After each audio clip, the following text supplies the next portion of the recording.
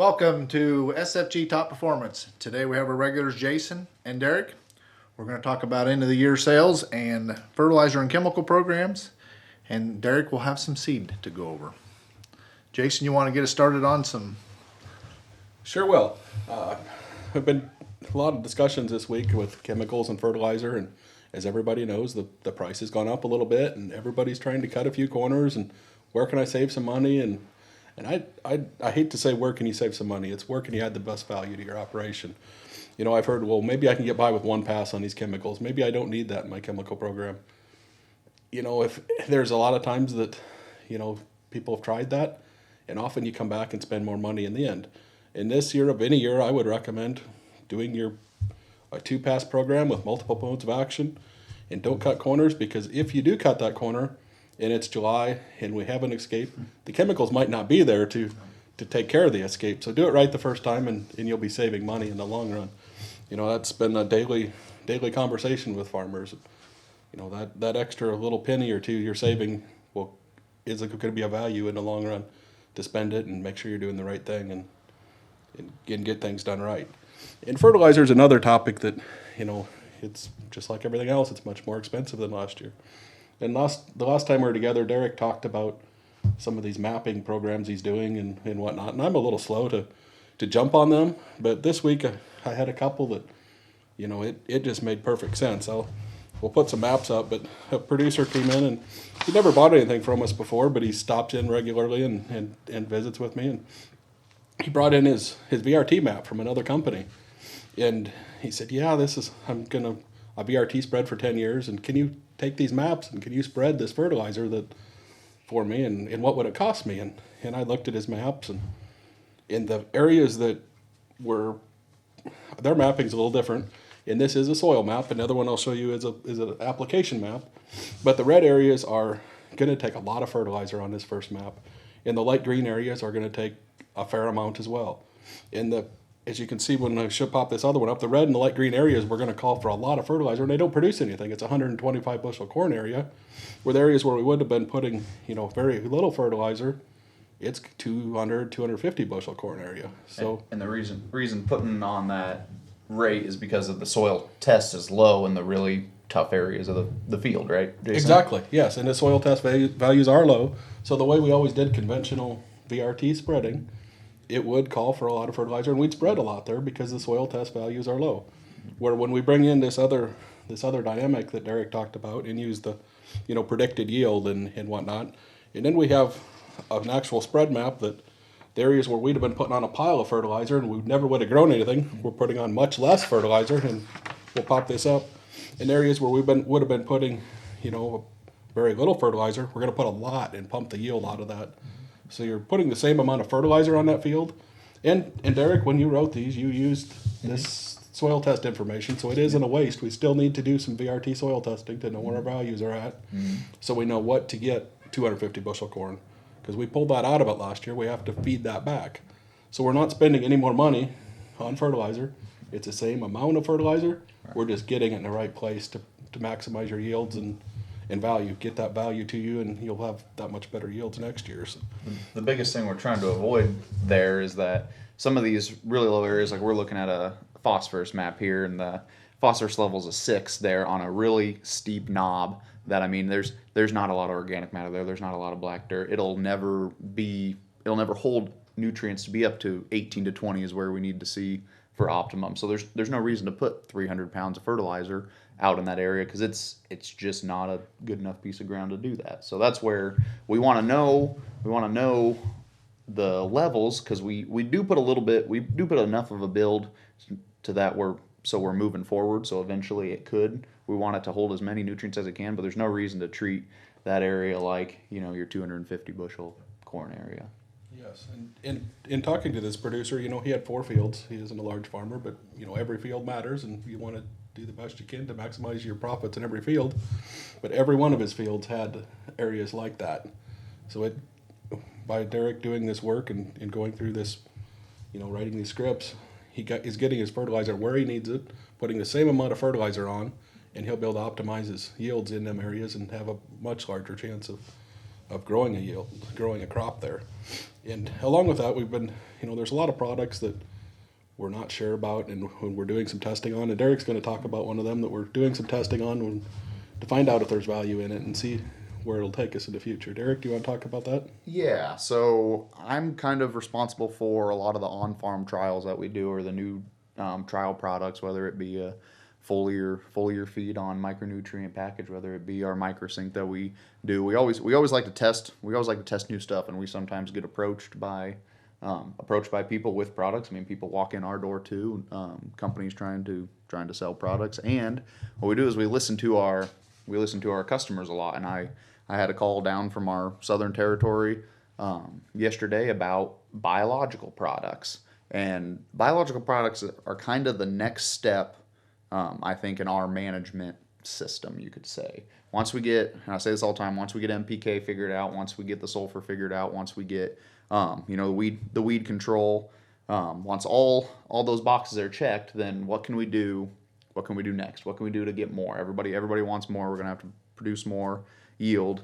The next thing that's been more popular, probably over, I don't know, I've been hearing about a lot more, 5 to 10 years, that sort of thing, is the biology in the soil. Can we put products on that's going to affect that, or is it just whatever's out there? It is what it is, that kind of thing. So there's a lot of products out there, these, I'm calling them biologicals, that actually you're spraying microorganisms onto the field and trying to control that variable out in the field as well.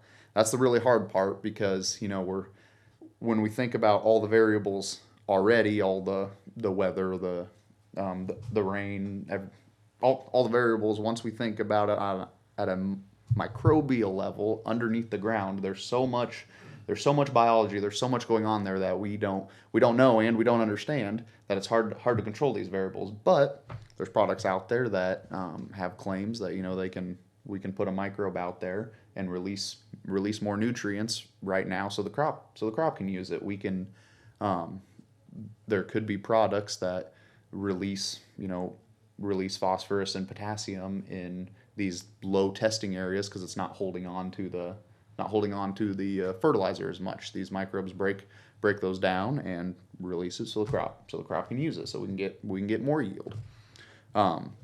We're definitely still in the testing stage of this, so we've had a couple years of products, and I spoke about it 2 weeks ago a little bit. Invita was a product we used last year in a starter fertilizer, and we saw positive results out of it. Could have been a 1 year thing, could have been, but we're going to do multiple years of testing, and I'm going to have different products that we're testing. This Invita specifically is a nitrogen fixation microbe for corn. So what it does is it's supposed to help produce more nitrogen and make more nitrogen available for the corn crop. So it's kind of trying to mimic what's going on with soybeans. Different microorganism though, because the soybean microorganism needs the soybean roots to live. So it's a little bit different. And we've Charles and I did a test on with Corteva. They had a Utrisha product that was a foliar product that we did the trials for nitrogen fixation, to see if you can spray it on the crop and see if it fixes nitrogen. We saw pretty varying results, really with all our biologicals right now. So it's definitely still in testing. And I even had a conversation with Jason yesterday. We don't for sure know which way that they work. The science is there; it makes sense. If you can get the microorganisms to break down nutrients in the soil to make them plant available for them, it's going to be better. Yes, it makes sense. They've proved that in a lab, in a petri dish, you can get this microbe to break down and release nutrients. But it's figuring out what's the best combination out in the field, and that's really what we're trying to do. I had a conversation with Jason yesterday and said, well, we got to see it. We got to see it to believe it first. So a couple of them that we're going to try again next year. We're going to do some more of that Invita. Since we've seen some positive results in the starter, there's other options as well. I believe they have a foliar product, so then if you don't have a starter capabilities, anybody can do that.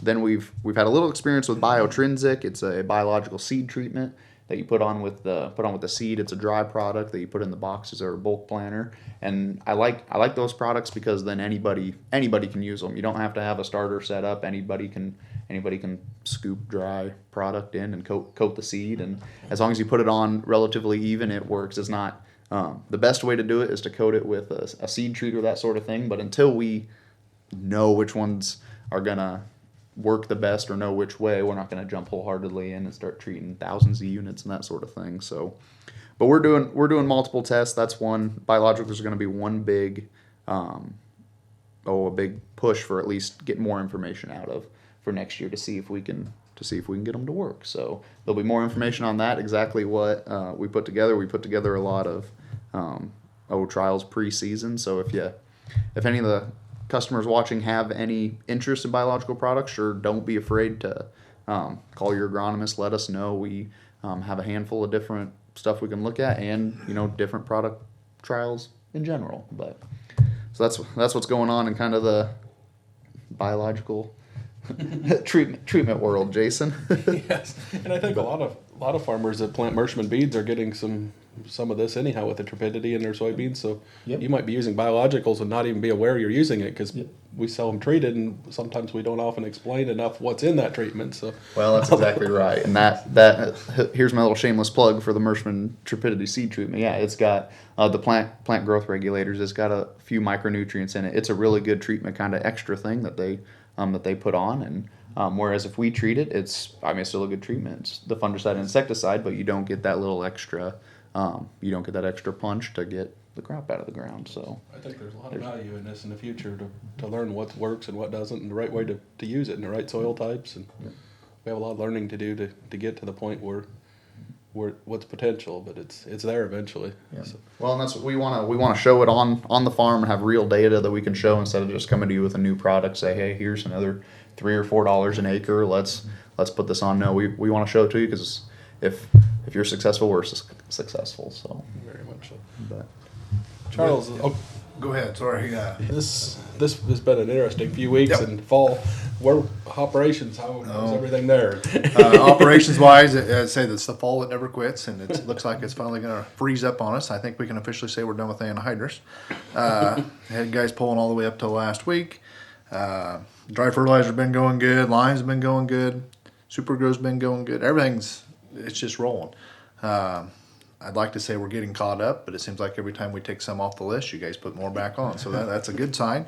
We're staying ahead of it. So looks like the year ends here. Prepays, some prices are gonna.